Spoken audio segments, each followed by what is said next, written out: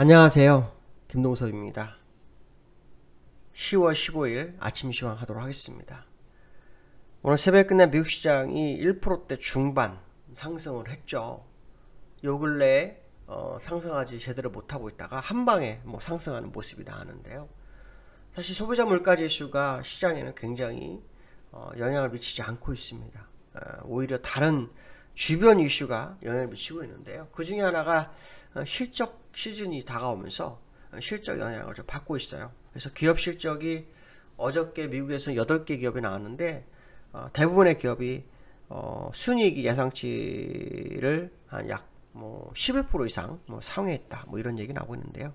어제 실적은 금융주 위주로 발표가 됐어요. 뱅크 오브 아메리카, 모건 스탠리, 시티은행, 웨스파고, 이런 기업들, 유나이티드 헬스, 이런 종목들이 주가를 반영했고, 그로 인해서 미국 시장으로 급등해서 마감을 하는 모습입니다. 일단 실적이 좋아했다는 것은 경기가 활성화되고 있다, 이런 해석도 될 수 있는 거고요. 실적이 좋아짐으로 해서 일단 시장에는 상승 모멘텀 하나 갖게 된 거죠. 그렇지만 중요한 것은 뭐냐면 과거에 실적이 좋아도 실제가 추세를 전환하는 그런 재료는 아니었어요. 일단 주가를 방어해주고 하락을 멈추게 해주거나 그런 이유가 있었지, 어떤 큰 이슈로 끌고 가는 그런 상황은 그렇게 많지 않았습니다. 이번에는 어떤 모습을 가질지 봐야겠죠. 항상 시장은 그때그때 다른 모습이니까. 일단 8개 기업이 다 괜찮게 나왔다는 것이 시장은 굉장히 긍정적으로 받아들인 것으로 해석하시면 될 것 같고요. 두 번째로는 주간 신규 실업 청구 건수가 36,000명 정도 감소를 했어요. 감소를 해서 29만 6천 명 정도가 됐는데, 이게 이제 3월 14일 이후로 최저치라고 하죠. 이렇게 되면 이제 연준이 그동안 제시했던 고용의 문제가 일부 해결되고 있다, 이런 해석도 되죠. 자, 그 얘기는 무슨 말입니까? 요 근래 뉴스 나오는 것 중에 하나가 11월 달에 테이퍼링이 시작된다. 그래서 이제 8개월 안에 마무리하겠다고 하죠. 국채는 100억 불, 그 다음에 모기지는 50억 불 줄여서 매달 150억 불을 줄이게 되면 8개월이 걸린다고 합니다. 그래서 8개월이면은 내년도 중하반이죠. 근데 금리 인상도 내년 7월 얘기가 지금 나오고 있죠. 인플레이션이 5.4% 전년 대비 증가했기 때문에 더 이상 인플레이션을 누를 수는 없습니다.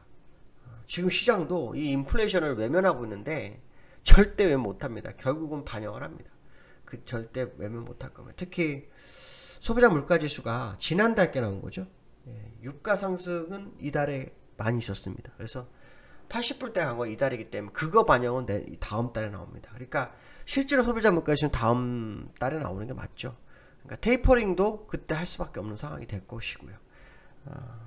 일단 시장이 계속해서 물가지수랑 테이퍼링을 외면한 다른 이슈, 주변 이슈라고까지는 할 수 없죠. 실적은. 그렇지만 어쨌든 전체 흐름을 이끌어가는 그런 재료가 아닌 상황에서 시장을 하락을 멈추게 하고 반등시키는 그런 모습이 있고요. 연방기금 금리 선물이 거래되고 있는데요. 내년 9월에 금리 인상 가능성이 더 높아졌습니다. 거의 70%에 육박합니다. 69.8%. 그러니까 이제 금리 인상은 기정사실로 받아들이는 거고요. 내년도의 금리 인상도 거의 맞는 거죠. 그러니까 결론적으로 말하면 시장은 유동성 회수의 국면에 접어들었다는 것을 인정해야 한다는 거고요. 다우지수 어저께 1.5% 올랐어요. 기술적 분석으로 보면 추세 반전인가요? 네, 그렇지 않죠. 여전히 횡보한 모습이고요.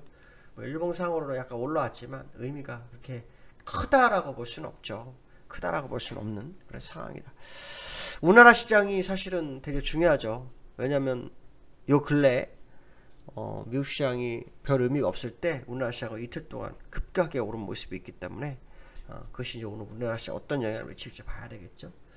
두 번째로는 나스닥인데요. 나스닥도 보시면은 좀 올라섰네요. 그죠? 네, 그렇지만 우하향 추세선이 벗겨졌거나 하지는 않았습니다. 1.7% 올랐지만 어쨌든 반전의 기회를 일단 시장이 맞았는데 그 이슈가 계속해서 시장을 이끌어갈 만한 이슈인지에 대해서는 좀 더 생각을 해봐야 되겠죠. 정책적 이슈 빼놓고는 사실은 추세로 끌고 가는 이슈는 아니거든요. 그래서 일단은 반등이 들어왔기 때문에 아시아 시장에 어떤 영향을 미칠지, 사실 아시아 시장들은 괜찮았어요. 요 근래 미국 시장은 오늘 빼놓고는 별로가 없었거든요. 한 거의 일주일을. 근데 그 부분을 때 아시아 시장은 대부분 괜찮았어요. 아시아 시장 차트를 한번 좀 먼저 잠깐 볼까 싶은데요. 오늘 뭐 예를 들어서 중국이나 뭐 대만이나 일본, 그렇죠? 항생 차트를 잠깐만 좀 보여드릴까 합니다. 비교를 좀 해드리려고요. 항생 보시면 네, 오히려 올랐었죠. 네, 위로 먼저 올랐었습니다. 그렇죠? 먼저 올랐었고 니케이도 역시 먼저 양봉이 나온 상태잖아요. 그렇죠? 그 다음에 대만도 대만은 좀 덜하네요. 그렇죠? 그 다음에 상해도 일단 아래 꼬리가 좀 생기는 모습.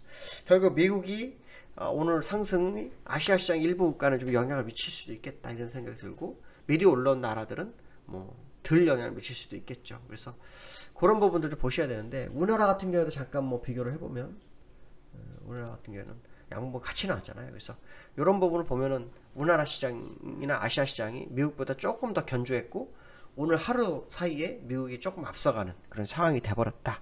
이런 해석이 좀 될 수 있고요. 자, 두 번째는 6만전자, 삼성전자 담는 개미들. 이게 무슨 말이냐면요. 삼성전자가 6만전자가 됐잖아요. 6만원이 됐잖아요. 6만원대. 어저께 소폭 올랐어요. 그래도 이제 69,400을 끝났는데 10일간 개인들이 3조를 매수했다고 합니다. 뭐 제목도 미호도 다시 한번 뭐 이런 식으로 나오는데 3조를 매수했고요. 그들이 생각하는 거는 이거랍니다. 장기로 가면 무조건 성공한다.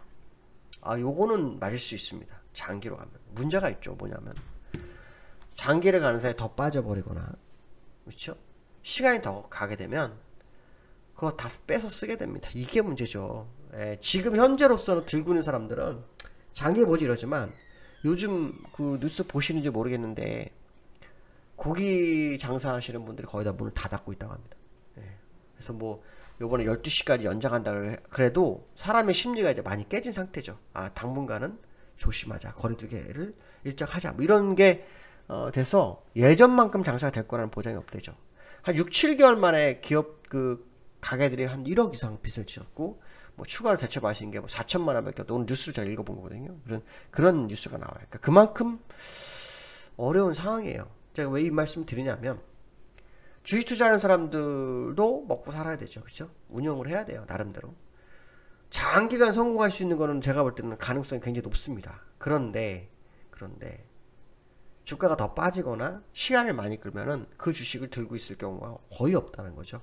거의 없습니다. 거의 다 쓰고서 그래서 그 사이에 개인들이 다 많이 빠져나가면 다시 그 주가는 가더라고요. 항상 보면. 그래서 장기로 많이 투자하실 분들은 삼성전자를 정말 잘 생각하신 건데 내가 얼마나 버틸 수 있는지 계산을 다 하셔야 됩니다.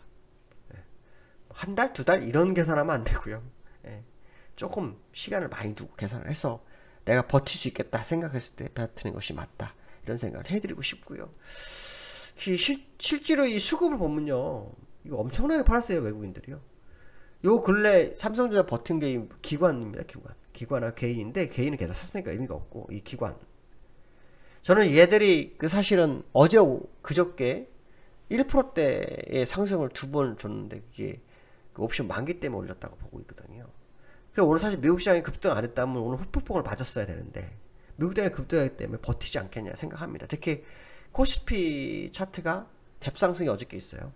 그러니까 오늘도 갭상승 주게 되면은 금방 또 갭을 메우러 빠질 확률이 높다라는 생각 하셔야 될 것 같고요. 요게 지금 외국인들이 370만 주, 500만 주지만 이 프로그램 매도가요. 한 200만 주씩 있어요. 그러니까 엄청 많이 파는 거예요. 왜 팔까요? 개인들이 사니까. 개인들이 사면 갈까요? 오랫동안 버틴다고?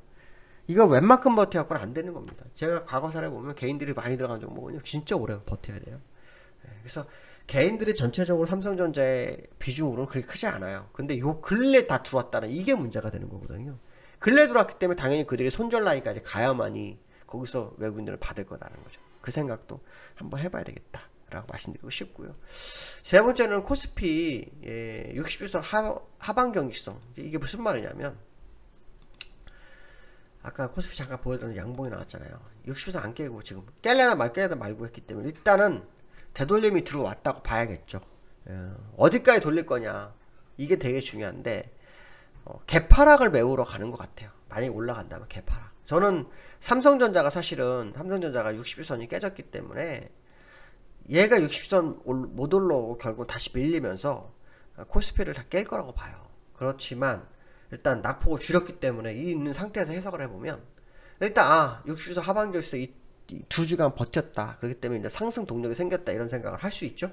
할 수 있는데 일단 갭 하락이 두 군데가 있어요. 여기 지금 3097, 하나 3015. 그래서 일단 3015는 무조건 메울 것으로 보여요. 그래서 그거 메우고 난 다음에 방향성을 보겠죠. 어떤 모습을 볼지는 봐야겠지만 어쨌든 그런 모습이 있을 거다라는 생각이 들고 있고요. 분명한 것은 지금 추세가 반전이라고 보기는 어려운 자리이고요. 미국도 마찬가지고요. 그리고 인플레이션이 끝난 상황이 아니라는 거, 이건 분명히 아셔야 된다는 거예요. 결국은 금리 인상 뭐 이런 거 테이퍼링은 유동성 회수의 국면으로 가는 거기 때문에 주의를 좀 기울여야 되고, 요 근래 원달러가 좀 밀렸어요. 근데 요거는 사실은 예상된 수순이 있었어요. 제가 마감 시장에는 얘기를 좀 해놨거든요. 근데 어쨌든 조금 밀려주는 건 나쁘지 않습니다. 이격을 좀 줄이면서 가는 거가 필요합니다. 그래서 원달러 밀린 것 때문에 주가가 폭등할 거다 이런 생각 안 하시는 게 좋아요. 그런 건 아닌 것 같고, 원달러가 이격을 줄이면서 시장의 어떤 뭐 상황을 좀 보는 과정 정도로 해석하시면 맞을 거다 이런 해석이 될 것 같습니다. 오늘 벌써 금요일입니다. 즐거운 하루 되시고 마감 잘 하시는 하루 됐으면 좋겠습니다. 감사합니다. 여기까지 하겠습니다.